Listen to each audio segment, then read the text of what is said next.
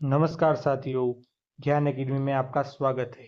आज हम RPF SI के जो आने वाली जो भर्ती है उसमें जीके के कुछ महत्वपूर्ण प्रश्न लेके आए हैं जो आने वाली परीक्षा की दृष्टि से बहुत ही महत्वपूर्ण होने वाले हैं। तो दोस्तों देखिए आज का हमारा पहला क्वेश्चन क्या है। देखिए पहला क्वेश्चन क्या कह रहा है, भारत में 2011 की अंतिम जनगणना कितने चरणों में की गई थी। तो दोस्तों कितने चरणों में की गई थी 2011 की जनगणना। तो ऑप्शन ए है 3, ऑप्शन बी है 2, ऑप्शन सी है 1, ऑप्शन डी है 4। तो दोस्तों इसका करेक्ट आंसर क्या होगा, जल्दी से कमेंट बॉक्स के माध्यम से अपना आंसर दीजिए। बहुत ही आसान क्वेश्चन है, बहुत इजी क्वेश्चन है दोस्तों। तो इसका करेक्ट आंसर क्या हो जाएगा, ऑप्शन नंबर बी।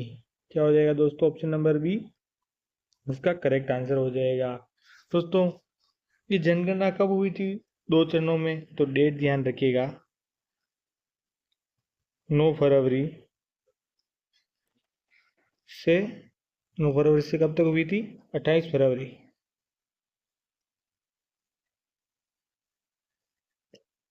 28 फरवरी 2011।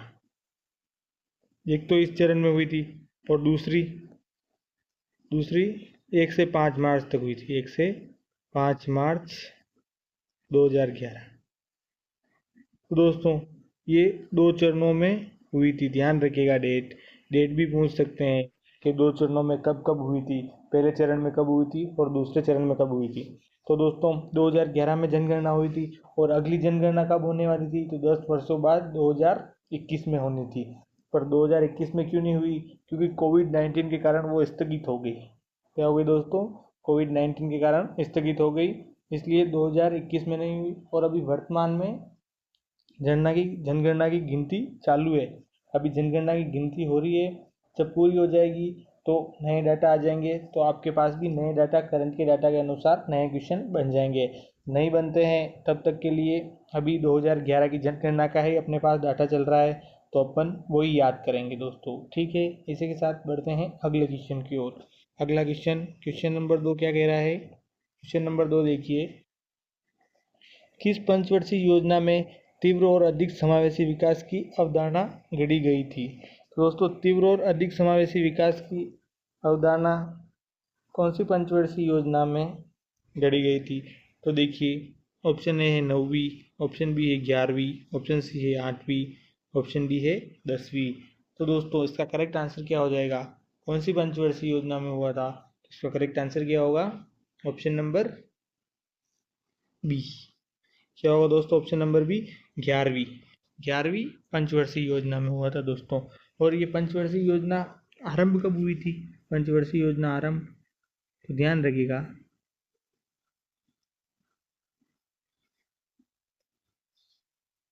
पंचवर्षीय योजना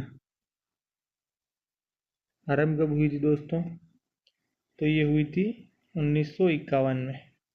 और अंत कब हुआ था, 2017। 2017 में ये खत्म हो गई थी। पहली पंचवर्षीय योजना कौन सी है, पहली, तो पहली 1951 से 1956 तक पहली पंचवर्षीय योजना चली। ठीक है, इसी के साथ बढ़ते हैं अगले क्वेश्चन की ओर। अगला क्वेश्चन क्या कहता है देखिए हैं, क्वेश्चन नंबर 3। क्वेश्चन नंबर 3 क्या कह रहा है, भारतीय राष्ट्रीय कांग्रेस की स्थापना कब हुई थी। भारतीय राष्ट्रीय कांग्रेस की स्थापना कब हुई थी दोस्तों। तो देखिए ऑप्शन ए है 1875, ऑप्शन बी है 1865, ऑप्शन सी है 1885, ऑप्शन डी है 1895। तो दोस्तों इसका करेक्ट आंसर क्या होगा, जल्दी से कमेंट बॉक्स के माध्यम से अपना करेक्ट आंसर दीजिए और अपने तैयारी को और भी मजबूत कीजिए। देखिए दोस्तों इसका करेक्ट आंसर क्या होगा क्वेश्चन नंबर 3 का, ऑप्शन नंबर सी। क्या होगा, 1885। दोस्तों 1885 में हुआ। अगर आपको डेट भी पूछ ले कि 1885 में कब हुआ था, तो डेट ध्यान रखिएगा, डेट क्या है, 28 दिसंबर 1885। बहुत शानदार है दोस्तों, क्वेश्चन पूछ सकते हैं, बहुत महत्वपूर्ण क्वेश्चन है ये। तो क्या हो जाएगा, 28 दिसंबर 1885। दोस्तों ये कहाँ पर हुई थी स्थापना, तो ध्यान रखिएगा मुंबई में। कहाँ हुई थी दोस्तों, मुंबई। और मुंबई में भी गोकुलदास तेजपाल संस्कृत महाविद्यालय में हुई थी दोस्तों। कहाँ हुई थी, ध्यान रखिएगा, गोकुलदास तेजपाल संस्कृत महाविद्यालय में हुई थी, स्थापना हुई थी दोस्तों 1885 को, राष्ट्रीय कांग्रेस की स्थापना। फिर से नाम सुन लीजिएगा और कॉपी पेन में अगर आपको नहीं पता है तो लिख लीजिएगा। कहाँ पर हुई थी, तो मुंबई में कहाँ हुई थी, तो गोकुलदास तेजपाल संस्कृत महाविद्यालय में भारतीय राष्ट्रीय कांग्रेस की स्थापना हुई थी और 1885 में हुई थी। डेट 28 दिसंबर 1885। ठीक है दोस्तों, इसी के साथ बढ़ते हैं अगले क्वेश्चन की ओर। अगला क्वेश्चन क्या कह रहा है देखते हैं। क्वेश्चन नंबर 4 क्या कह रहा है, 1290 से 1320 के दौरान किस वंश ने दिल्ली पर शासन किया। तो दोस्तों 1290 से 1320 के दौरान किस वंश ने दिल्ली पर शासन किया था, तो ऑप्शन ए है सैयद, ऑप्शन बी है खिलजी, ऑप्शन सी है लोधी, ऑप्शन डी है तुगलक। तो दोस्तों किसने किया था 1290 से 1320 के बीच शासन, ये पूछा है अपने को, तो किसने किया था, इसका करेक्ट आंसर क्या हो जाएगा, खिलजी। किसने किया था, खिलजी वंश ने किया था दोस्तों। और खिलजी कौन से ऑप्शन नंबर में है, तो ऑप्शन नंबर बी में, तो इसका correct answer option number B सही हो जाएगा। ठीक है, इसी के साथ बढ़ते हैं अगले क्वेश्चन की ओर। अगला क्वेश्चन नंबर 5 क्या कह रहा है, प्लासी का युद्ध कब लड़ा गया। दोस्तों प्लासी का युद्ध पूछा है कि कब लड़ा गया, तो देखिए ऑप्शन ए है 1755, ऑप्शन बी है 1757, ऑप्शन सी है 1760, ऑप्शन डी है 1764। तो दोस्तों इसका करेक्ट आंसर क्या होगा, जल्दी से आंसर दीजिए कमेंट बॉक्स के माध्यम से। तो दोस्तों क्वेश्चन नंबर 5 का करेक्ट आंसर क्या हो जाएगा, ऑप्शन नंबर बी। क्या होगा दोस्तों, ऑप्शन नंबर बी इसका करेक्ट आंसर हो जाएगा। कितना, 1757। डेट पूछे तो प्लासी का युद्ध की डेट क्या थी, तो 27 जून 1757 का करेक्ट आंसर हो जाएगा दोस्तों। क्या होगा, 27 जून 1757 को, ठीक है, लड़ा गया था। इसी के साथ बढ़ते हैं अगले क्वेश्चन की ओर। देखिए अगला क्वेश्चन क्या कह रहा है, भारत के तीसरे राष्ट्रपति कौन थे जिनका अपने कार्यकाल में ही निधन हुआ था। दोस्तों कार्यकाल में निधन होने वाले तीसरे राष्ट्रपति कौन थे, ये पूछा है। तो देखिए ऑप्शन ए है संजीव रेड्डी, ऑप्शन बी है doctor Zakir Hussain, option C है doctor VV Giri, option D है इनमें से कोई नहीं। तो दोस्तों इसका करेक्ट आंसर क्या हो जाएगा, कौन था जो अपने कार्यकाल में ही निधन हुआ, तीसरे राष्ट्रपति कौन थे, तो इसका करेक्ट आंसर क्या होगा दोस्तों, ऑप्शन नंबर बी। कौन थे दोस्तों, जाकिर हुसैन थे। और दोस्तों ये प्रथम मुस्लिम राष्ट्रपति थे दोस्तों। कैसे राष्ट्रपति थे, प्रथम मुस्लिम राष्ट्रपति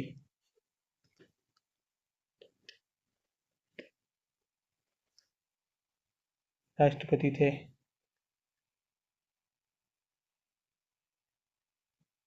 प्रथम मुस्लिम राष्ट्रपति थे दोस्तों डॉक्टर जाकिर हुसैन। और इनका कार्यकाल पूछ ले तो कार्यकाल कब से कब तक रहा इनकी मृत्यु के दौरान। कार्यकाल दोस्तों, कार्यालय नहीं, कार्यकाल, तो कार्यकाल कब से कब तक रहा, तो 13 मई 1967 से 13 मई 1967 से 3 मई 1969 तक 1969 तक था दोस्तों। तो कार्यकाल 13 मई 1967 से 3 मई 1969 तक रहा इनका कार्यकाल। इनका निधन हो गया था इनके कार्यकाल के दौरान ही। ठीक है, चलते हैं अगले क्वेश्चन की ओर। अगला क्वेश्चन क्या कह रहा है देखते हैं। क्वेश्चन नंबर 7 क्या कह रहा है, भारत का राष्ट्रीय ध्वज नियम कब से लागू कर दिया गया। दोस्तों भारत का राष्ट्रीय ध्वज नियम कब से लागू कर दिया गया, तो देखिए ऑप्शन ए है 2000, ऑप्शन बी है 2001, ऑप्शन सी है 2002, ऑप्शन डी है 2003। दोस्तों अगर इसका आपको आंसर आता है तो कमेंट बॉक्स के माध्यम से ज़रूर दीजिए, और आपने दोस्तों के साथ शेयर नहीं किया है तो शेयर कीजिए। ये जो क्वेश्चन लेके आए हैं जीके के अनुसार बहुत शानदार वाले क्वेश्चन है और बहुत महत्वपूर्ण क्वेश्चन है। आने वाली परीक्षा में ज़रूर देखे जाएंगे क्वेश्चन दोस्तों। इनमें से क्वेश्चन आपके ज़रूर मिलेंगे जो हम सीरीज़ लेके आ रहे हैं। तो आप जुड़े रहिए ज्ञान एकेडमी के साथ और ज़्यादा से ज़्यादा दोस्तों को भी जोड़िए ताकि आपके साथ उनको भी फ़ायदा मिल सके। तो दोस्तों क्वेश्चन नंबर 7 का आंसर क्या होगा, राष्ट्रीय ध्वज नियम कब लागू किया गया, तो option number C correct answer हो जाएगा दोस्तों। कब किया था, 2000 में किया था। 2000 में भी कब किया, तो 26 जनवरी 2000 को, 2002 को दोस्तों। कब किया, 26 जनवरी 2002, 2000 नहीं दोस्तों 2002 को किया गया था। तो 26 जनवरी 2002 को राष्ट्रीय ध्वज नियम लागू किया गया था। क्यों किया था ये लागू? तो 26 जनवरी 2002 को ध्वज को कानून में बदला गया था। 26 जनवरी 2002 को ध्वज का कानून बदला गया था, जिसमें भारतीयों को किसी भी समय और कहीं पे भी गर्व से राष्ट्रीय ध्वज फहराने का अधिकार मिला। तो दोस्तों, राष्ट्रीय ध्वज फहराने का अधिकार मिला, किसी भी समय कहीं पे भी लोगों को अधिकार मिल गया था राष्ट्रीय ध्वज फहराने का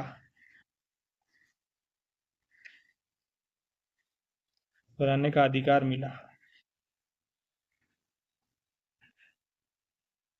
मिल गया।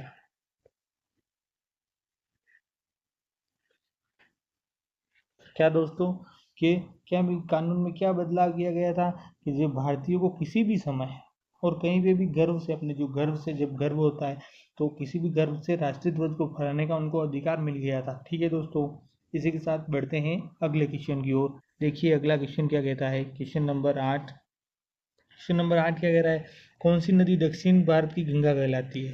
दोस्तों, कौन सी नदी दक्षिण भारत की गंगा कहलाती है? तो देखिए, ऑप्शन ए है बाणगंगा, ऑप्शन बी है तुंगभद्र, ऑप्शन सी है गोदावरी, ऑप्शन डी है कृष्णा। तो दोस्तों, इसका आप करेक्ट आंसर कमेंट बॉक्स के माध्यम से ज़रूर दीजिए। बहुत शानदार वाला क्वेश्चन और बहुत इजी क्वेश्चन है, इसका तो आपको आंसर आना ही चाहिए दोस्तों। अगर आप जम के अच्छी वाली तैयारी कर रहे हैं सिलेक्शन वाली, तो आप जल्दी से इसका आंसर कमेंट बॉक्स में दे दीजिए। तो दोस्तों, इसका करेक्ट आंसर क्या हो जाएगा? Option number C. क्या होगा? Option number C, Godavari. दक्षिण भारत की गंगा किसे कहते हैं? गोदावरी नदी को दक्षिण भारत की गंगा के नाम से जाना जाता है। दोस्तों, अगर गोदावरी नहीं आए तो कावेरी नदी को भी जाना जाता है। कौन दोस्तों? कावेरी नदी अगर नाम आ जाए, कावेरी नदी, तो कावेरी नदी को भी दक्षिण गंगा के नाम से जाना जाता है दोस्तों। तो आपका करेक्ट आंसर कावेरी नदी होगा। अगर गोदावरी नदी होता है तो गोदावरी नदी ज़्यादा सही है। गोदावरी नदी नहीं हो ऑप्शन में, तो अब कावेरी नदी हो तो कावेरी नदी को भी सही माना जाएगा। ठीक है दोस्तों, इसी के साथ बढ़ते हैं अगले क्वेश्चन की ओर। अगला क्वेश्चन क्या कह रहा है, देखिए क्वेश्चन नंबर 9। क्वेश्चन नंबर 9 क्या कह रहा है, ग्लोब पर कर्क रेखा भारत के कितने राज्यों से होकर गुजरती है? तो दोस्तों, ग्लोब पर कर्क रेखा भारत के कितने राज्यों से होकर गुजरती है? तो देखिए, ऑप्शन ए है 5, ऑप्शन बी है 8, ऑप्शन सी है 4, ऑप्शन डी है 6। तो दोस्तों, कितने राज्यों से होकर गुजरती है? तो इसका करेक्ट आंसर क्या होगा? 8 राज्यों से होकर गुजरती है। तो ऑप्शन नंबर बी सही हो जाएगा। क्या हो जाएगा? 8 राज्यों से।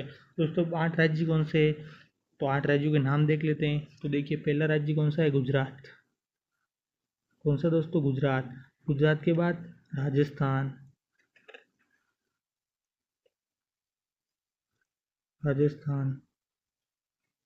राजस्थान के बाद एमपी, एमपी से होकर गुजरती है।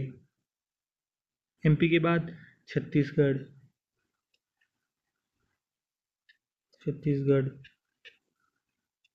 छत्तीसगढ़ के बाद कौन सा है दोस्तों?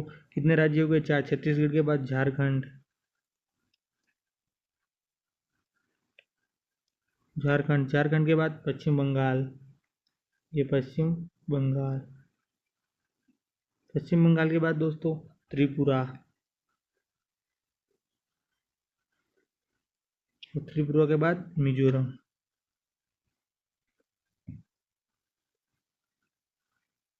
क्या दोस्तों? मिजोरम से लिख देते हैं, मिजो। तो दोस्तों, कितने भारत के 8 राज्यों से होकर गुजरती है ग्लोब पर? तो गिन लीजिए, 1 2 3 4 5 6 7 और ये 8। गुजरात, राजस्थान, मध्य प्रदेश, छत्तीसगढ़, झारखंड, पश्चिम बंगाल, त्रिपुरा और मिजोरम, ये 8 राज्यों से कर्क रेखा भारत के 8 राज्यों से होकर गुजरती है ग्लोब पर। ठीक है, चलते हैं इसी के साथ अगले क्वेश्चन की ओर। अगला क्वेश्चन क्या कह रहा है दोस्तों, देखिए क्वेश्चन नंबर 10। क्वेश्चन नंबर 10 क्या कह रहा है, भारत में कितने राष्ट्रीय राजमार्ग है? दोस्तों, वर्तमान में भारत में कितने राष्ट्रीय राजमार्ग है? तो देखिए, ऑप्शन ए 95, ऑप्शन बी है 115, ऑप्शन सी है 195, ऑप्शन डी है 599। तो दोस्तों, इसका करेक्ट आंसर क्या होगा क्वेश्चन नंबर 10 का? इसका correct answer option number D हो जाएगा। दोस्तों, भारत में कितने राष्ट्रीय राजमार्ग है? तो 2023 की अपडेट के अनुसार, 2023 तक की अपडेट के अनुसार 599 अपने राजमार्ग है। कितने दोस्तों भारत में 599 राष्ट्रीय राजमार्ग है जो एक राज्य को दूसरे राज्य के साथ जोड़ने का काम करते हैं। क्या करते हैं दोस्तों? एक राज्य को दूसरे राज्य के साथ जोड़ने का काम करते हैं। और 2023 तक की अपडेट के अनुसार कितने राष्ट्रीय राजमार्ग है? तो 599 राजमार्ग है। ठीक है, ध्यान रखिएगा 2023 के अनुसार 599 राष्ट्रीय राजमार्ग है। इसी के साथ बढ़ते हैं अगले क्वेश्चन की ओर। देखते हैं अगला क्वेश्चन क्या कह रहा है। क्वेश्चन नंबर 11 क्या कह रहा है दोस्तों? भारत का कौन सा राज्य शक्कर का कटोरा कहलाता है? शक्कर का कटोरा पूछा है दोस्तों। तो देखिए ऑप्शन है आंध्र प्रदेश, ऑप्शन बी है तमिलनाडु, ऑप्शन सी है हिमाचल प्रदेश, ऑप्शन डी है उत्तर प्रदेश। तो दोस्तों शक्कर किससे बनती है? गन्ने से बनती है। तो सर्वाधिक गन्ने का उत्पादन कहाँ होता है? अगर आप हमने जो 100 मॉडल पेपर की सीरीज चल रही है उसमें गन्ने का सर्वाधिक उत्पादन कहाँ होता है ये क्वेश्चन वहाँ पर डाला हुआ है। अगर आपने जुड़े हुए हो चैनल को, अगर आप मॉडल पेपर ध्यान से देख रहे हो तो आपको इसका आंसर आना चाहिए, क्योंकि ऐसे ही फैक्ट वाले क्वेश्चन बनेंगे जो हम एज इट इज़ क्वेश्चन तो कोई नहीं बना सकता दोस्तों, क्योंकि हम एग्जामिनर तो है नहीं जो जो लाइन एग्जामिनर दे रहा है वही डिट्टो हम बता दें पहले, क्योंकि एग्जामिनर का दिमाग अलग चलता है, अपना दिमाग अलग। तो हाँ, हम मेहनत कर सकते हैं कि ज़्यादा से ज़्यादा क्वेश्चन करें अटेंड और महत्वपूर्ण क्वेश्चन हो जिससे कि आपने एग्ज़ाम में आसानी से हो जाए। तो दोस्तों मैंने वहाँ बताया था उस क्वेश्चन में आपको कि गन्ने का सर्वाधिक उत्पादन कहाँ होता है। तो गन्ने का सर्वाधिक उत्पादन कहाँ होता है दोस्तों? तो उत्तर प्रदेश में होता है। और गन्ने से क्या बनती है? चीनी। तो राज्य का शक्कर का कटोरा पूछा है, तो शक्कर का बनती है तो उत्तर प्रदेश में सर्वाधिक बनती है। तो इसका करेक्ट आंसर क्या होगा? Option number D. क्या हो जाएगा दोस्तों? Option number D correct answer हो जाएगा। अब देखिए उस क्वेश्चन में मैंने बताया था, अगर आपने ध्यान से अगर उस क्वेश्चन को किया हो तो यहाँ क्वेश्चन की लैंग्वेज थोड़ी चेंज है। शक्कर से गन्ने का उत्पादन होता है, तो आपको थोड़ा दिमाग दौड़ाना था। दिमाग दौड़ाने से आराम से आपका आंसर आ जाता। ठीक है दोस्तों, अगर फिर भी आपने नहीं देखे हैं और चैनल पर नए हो और पुराने जिन्होंने देखे हैं और ध्यान नहीं दिया तो एक बार फिर से देख लीजिएगा। क्वेश्चन बहुत शानदार वाले हैं। आप तैयारी की पकड़ बनाइए और ये क्वेश्चन करते रहिए ताकि आपको ज़्यादा से ज़्यादा फ़ायदा मिल सके, क्योंकि क्वेश्चन फैक्ट वालों में से आएंगे। जैसे अब ये यहाँ पूछ लिया शक्कर का कटोरा, ठीक है, शक्कर का कटोरा पूछ लिया, और वो मैंने पहले उस मॉडल पेपर की सीरीज में गन्ने का सर्वाधिक उत्पादन कहाँ होता है, तो आपको इतना तो पता ही है ना, गन्ने से शक्कर बनती है। तो शक्कर बनती है तो शक्कर जहाँ बनेगी उसी राज्य को कहेंगे ना शक्कर का कटोरा, क्योंकि शक्कर तो वही बन रही है। इस प्रकार दिमाग लगा के इस क्वेश्चन को करना होता है। अगर आपने वो ध्यान से पढ़े हुए हो मॉडल पेपर, अभी भी चल रहे हैं दोस्तों, 51 52 मॉडल पेपर हुए हैं और 100 मॉडल पेपर लेके आएंगे आगे, उसमें भी तैयारी चल रही है। तो चैनल के साथ जुड़े रहिए और मॉडल पेपर सोल्व कीजिए। ठीक है, इसी के साथ बढ़ते हैं अगले क्वेश्चन की ओर। अगला क्वेश्चन क्या कह रहा है दोस्तों? देखिए, भारत का एकमात्र स्थान जहाँ टीन पाया जाता है। दोस्तों भारत का एकमात्र स्थान जहाँ टीन पाया जाता है, तो देखिए टीन कहाँ पाया जाता है। ऑप्शन ए है रेवा, ऑप्शन बी है हजारीबाग, ऑप्शन सी है सूरत, ऑप्शन डी है अहमदाबाद। तो दोस्तों कहाँ पाया जाता है, इसका करेक्ट आंसर क्या हो जाएगा? इसका करेक्ट आंसर ऑप्शन नंबर क्या होगा? बी, हजारीबाग। तो क्या हो जाएगा दोस्तों? हजारीबाग हो जाएगा। हजारीबाग कहाँ है? झारखंड राज्य में, भारत के झारखंड राज्य में। कहाँ है दोस्तों? भारत के झारखंड राज्य में, भारत के झारखंड राज्य में है।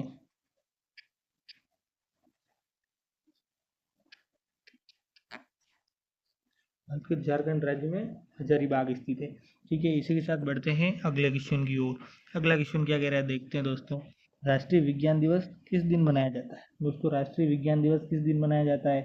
तो देखिए ऑप्शन ए है 25 मार्च, ऑप्शन बी है 28 फरवरी, ऑप्शन सी है 22 दिसंबर, ऑप्शन डी है 5 जून। तो दोस्तों राष्ट्रीय विज्ञान दिवस किस दिन मनाया जाता है? तो इसका करेक्ट आंसर क्या होगा? ऑप्शन नंबर बी, 28 फरवरी। क्या हो जाएगा दोस्तों? 28 फरवरी।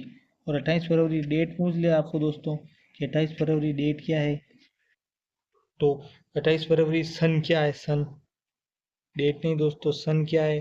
तो 1987। क्या है दोस्तों? ध्यान रखिएगा, 1987। कितनी है? 1987। तो करेक्ट आंसर हो जाएगा 28 फरवरी 1987। ठीक है, इसी के साथ बढ़ते हैं अगले क्वेश्चन की ओर। देखते हैं अगला क्वेश्चन क्या कह रहा है। Question number 14। क्वेश्चन नंबर 14 क्या कह रहा है दोस्तों? भारत और चीन के बीच कौन सी रेखा सीमा निर्धारण का कार्य करती है? तो दोस्तों कौन सी रेखा सीमा निर्धारण का क्या कार्य करती है? तो ऑप्शन ए है रेडक्लिफ रेखा, ऑप्शन बी है डूरंड रेखा, ऑप्शन सी है मैकमोहन रेखा, ऑप्शन डी है इनमें से कोई नहीं। तो दोस्तों इसका करेक्ट आंसर क्या होगा? Option number C. क्या हो जाएगा? ऑप्शन नंबर सी मैकमोहन रेखा। दोस्तों रेडक्लिफ रेखा तो भारत और पाकिस्तान के बीच सीमा का निर्धारण करती है। ये मैंने मॉडल पेपर में क्वेश्चन लिया हुआ है। और भारत और पाकिस्तान के सीमा निर्धारण कौन करती है? तो रेडक्लिफ रेखा करती है। और इसका करेक्ट आंसर क्या होगा? मैकमोहन रेखा। भारत और चीन के बीच रेखा सीमा का निर्धारण मैकमोहन रेखा करती है। ठीक है, इसी के साथ बढ़ते हैं अगले क्वेश्चन की ओर। अगला क्वेश्चन क्या कह रहा है? क्वेश्चन नंबर 15, भारत की सबसे लंबी स्थलीय सीमा किस देश के साथ है? तो दोस्तों भारत की सबसे लंबी स्थलीय सीमा किस देश के साथ है? तो ऑप्शन ए है पाकिस्तान, ऑप्शन बी है चीन, ऑप्शन सी है बांग्लादेश, ऑप्शन डी है म्यांमार। तो दोस्तों करेक्ट आंसर क्या होगा इसका? Correct answer option number C हो जाएगा। क्या होगा दोस्तों? Option number C. क्या है? बांग्लादेश के साथ। दोस्तों कितनी है स्थलीय सीमा, कितनी है? तो ध्यान रखिएगा 4096 किलोमीटर।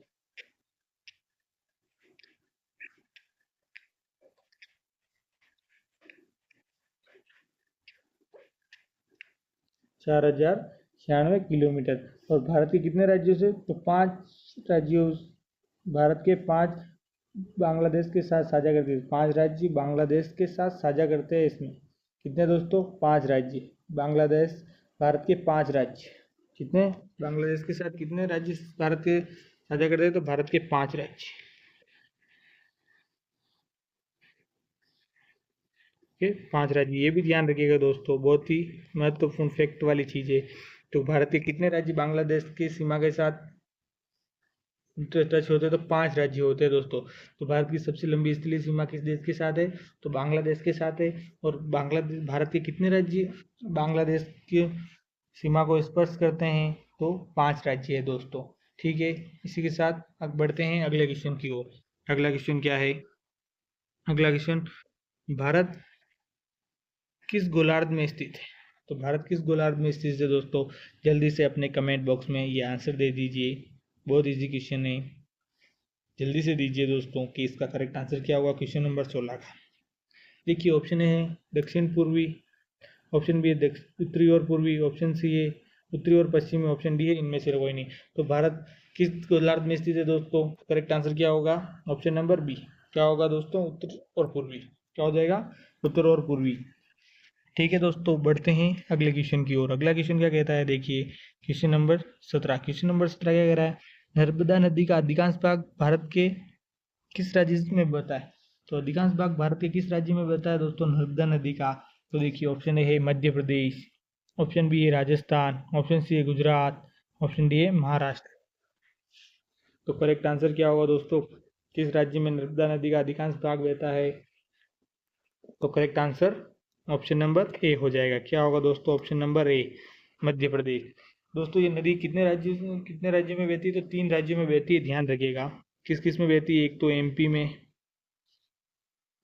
एमपी और महाराष्ट्र,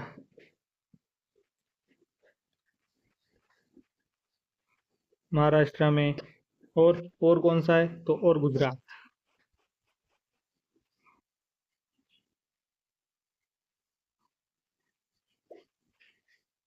ये 3 राज्य दोस्तों जहाँ पर नर्मदा नदी बहती है।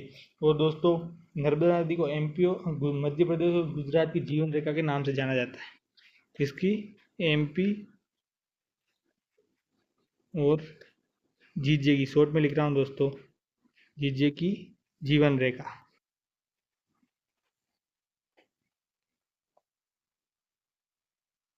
जीवन रेखा के नाम से नर्मदा नदी को जाना जाता है। मध्य प्रदेश और गुजरात की जीवन रेखा को नर्मदा नदी के नाम से जाना जाता है। नर्मदा नदी को जीवन रेखा के नाम से जाना जाता है। ठीक है, इसी के साथ बढ़ते हैं अगले क्वेश्चन की ओर। देखिए अगला क्वेश्चन क्या कह रहा है? Question number 18। क्वेश्चन नंबर 18 कह रहा है भारत में सर्वाधिक वर्षा प्राप्त करने वाला स्थान है। दोस्तों भारत में सर्वाधिक वर्षा प्राप्त करने वाला स्थान कौन सा है? तो देखिए ऑप्शन ए है मावसिन राम, ऑप्शन बी है बीकानेर, ऑप्शन सी है शिमला, ऑप्शन डी है इनमें से कोई नहीं। तो दोस्तों इसका करेक्ट आंसर क्या होगा? भारत में सर्वाधिक वर्षा वाला स्थान कौन सा है? तो correct answer option number A हो जाएगा। क्या होगा दोस्तों? Option number A, Mawsynram. दोस्तों यहाँ औसतन सालाना कितनी बारिश होती है, तो औसतन सालाना बारिश कितनी होती है दोस्तों, ध्यान रखिएगा 11,871 मिलीमीटर औसतन बारिश होती है दोस्तों। कितनी होती है यहाँ 11,871 मिलीमीटर औसतन वर्षा होती है। ठीक है, इसी के साथ बढ़ते हैं अगले क्वेश्चन की ओर। अगला क्वेश्चन देखते हैं, क्वेश्चन नंबर 19 क्या कह रहा है, भारत में कोरोमंडल तट सर्वाधिक वर्षा होती है। भारत के कोरोमंडल तट पर सर्वाधिक वर्षा होती है, तो सर्वाधिक वर्षा कब होती है, तो जून सितंबर में, ऑप्शन ए है जून सितंबर में, ऑप्शन बी है अक्टूबर नवंबर में, ऑप्शन सी है जनवरी फरवरी में, ऑप्शन डी है मार्च मई में। तो दोस्तों कब होती है यहाँ, तो शीतकालीन ऋतु में। कब होती है सर्वाधिक वर्षा, शीतकालीन ऋतु में होती है दोस्तों। लिख देता हूँ यहाँ, शीतकालीन ऋतु में।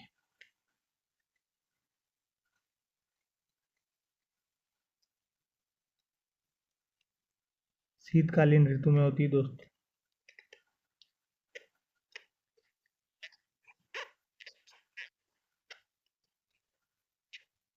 और दोस्तों शीतकालीन ऋतु, तो शीतकालीन ऋतु में होती है, तो ये मैं बता दिया। अब आप ऑप्शन बताइए कि इसका करेक्ट आंसर कौन से ऑप्शन में होगा।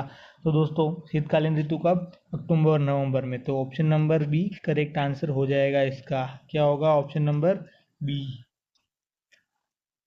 करेक्ट आंसर हो जाएगा। ठीक है, इसी के साथ बढ़ते हैं अगले क्वेश्चन की ओर। जो अगला क्वेश्चन, क्वेश्चन नंबर 20 क्या कह रहा है, भारतीय वन सर्वेक्षण विभाग का मुख्यालय कहाँ स्थित। दोस्तों भारतीय वन सर्वेक्षण विभाग का मुख्यालय कहाँ स्थित है, तो देखिए ऑप्शन ए है नई दिल्ली, ऑप्शन बी है देहरादून, ऑप्शन सी है भोपाल, ऑप्शन डी है नागौर। तो दोस्तों इसका करेक्ट आंसर क्या होगा, भारत का वन सर्वेक्षण विभाग का मुख्यालय कहाँ पर स्थित है दोस्तों, तो करेक्ट आंसर क्या होगा, ऑप्शन नंबर बी। क्या होगा, देहरादून में। देहरादून करेक्ट आंसर होगा। देहरादून में भी कहाँ है दोस्तों, तो कोलागढ़ रोड कहाँ है, ध्यान रखिएगा, कोलागढ़ रोड।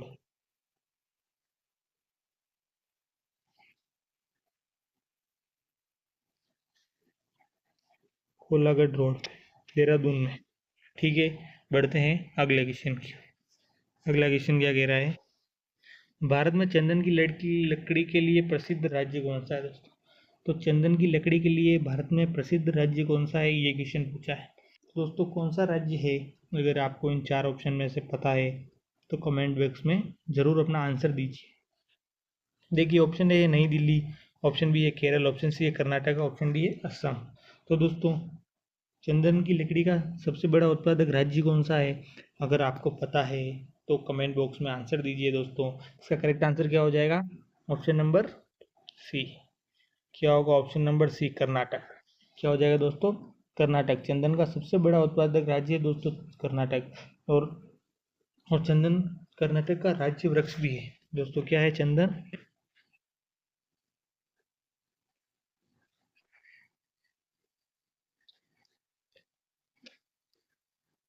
कर्नाटक का राज्य वृक्ष,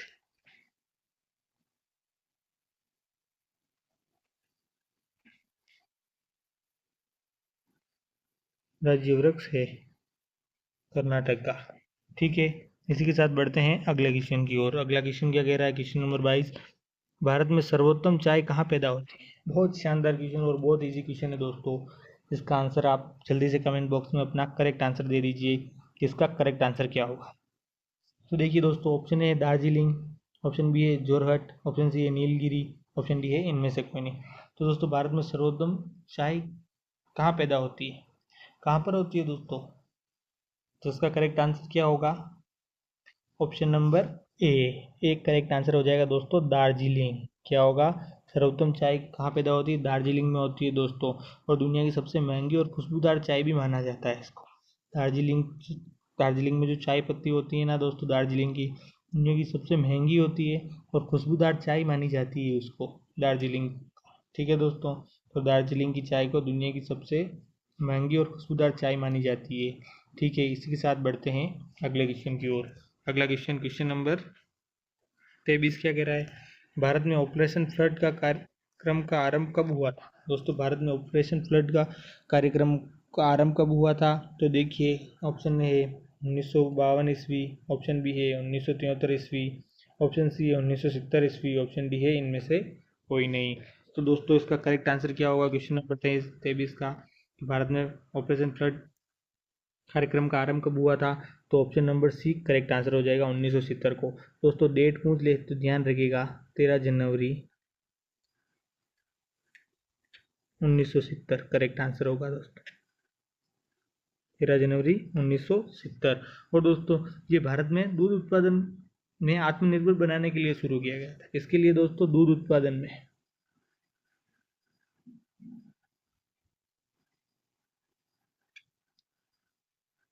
आत्मनिर्भर बनाने के लिए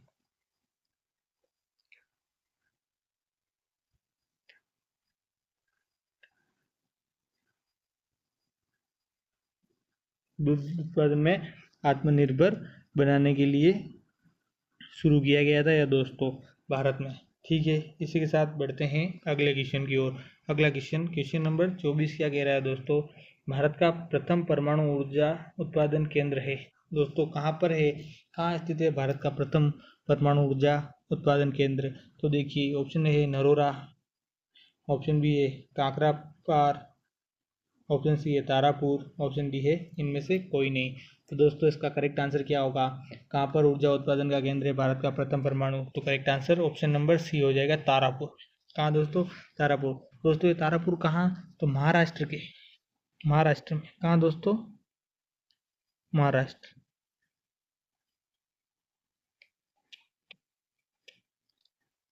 महाराष्ट्र के ठाणे जिले, कौन सा दोस्तों? ठाणे जिले में बोईज के पास स्थित है। किसके पास दोस्तों? किसके पास? बोईज के पास। बोईज नाम की कोई जगह है दोस्तों, बोईज के पास स्थित है तारापुर। ये परमाणु ऊर्जा उत्पादन केंद्र वहाँ पर स्थित है दोस्तों। ठीक है, जगह भी याद रखिएगा, फिर बता रहा हूँ। और आगे इसी प्रकार मैं घुमा के दूसरे क्वेश्चन लेके आऊँगा, तो आपको ये चीज़ें पता होनी चाहिए जो मैं बता रहा हूँ, इससे ताकि जो अगले इस टाइप के कुछ भी क्वेश्चन बने वो आपके गलत ना हो। ठीक है दोस्तों, इसी के साथ बढ़ते हैं अगले क्वेश्चन की ओर। अगला क्वेश्चन क्या कह रहा है, क्वेश्चन नंबर 25, भारत में विद्युत आपूर्ति का सबसे पहले कहाँ शुरू हुई थी? भारत में विद्युत आपूर्ति सबसे पहले कहाँ शुरू हुई थी दोस्तों? तो देखिए ऑप्शन ए है मुंबई, ऑप्शन बी है कोलकाता, ऑप्शन सी है चेन्नई, ऑप्शन डी है दार्जिलिंग। तो दोस्तों विद्युत आपूर्ति सबसे पहले कहाँ शुरू हुई थी?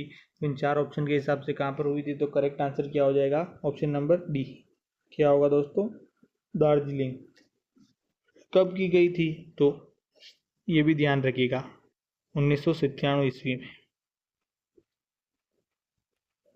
तो दोस्तों कब की गई थी?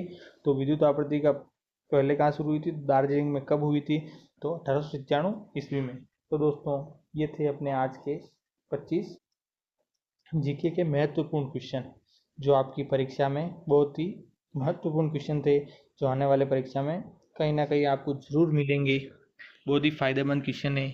और अपने चैनल को सब्सक्राइब नहीं किया हो तो चैनल को सब्सक्राइब कर दीजिए और हमारे मॉडल पेपर के साथ जुड़े रहिए, ताकि आपको बहुत ज़्यादा लाभ मिल सके और आप हमारे ये क्वेश्चन जीके और मैथ्स के जो क्वेश्चन चल रहे हैं उनके साथ भी आप जुड़े रहिए, देखिए, ताकि आपको ज़्यादा से ज़्यादा फ़ायदा मिल सके। और ज़्यादा से ज़्यादा दोस्तों को जोड़िए, ताकि हमें भी और ज़्यादा मोटिवेशन मिले और हम आपके लिए और ज़्यादा मेहनत कर सकें। ठीक है दोस्तों, मिलते हैं इसी प्रकार अगले जीके की सीरीज़ में। तब तक के लिए धन्यवाद।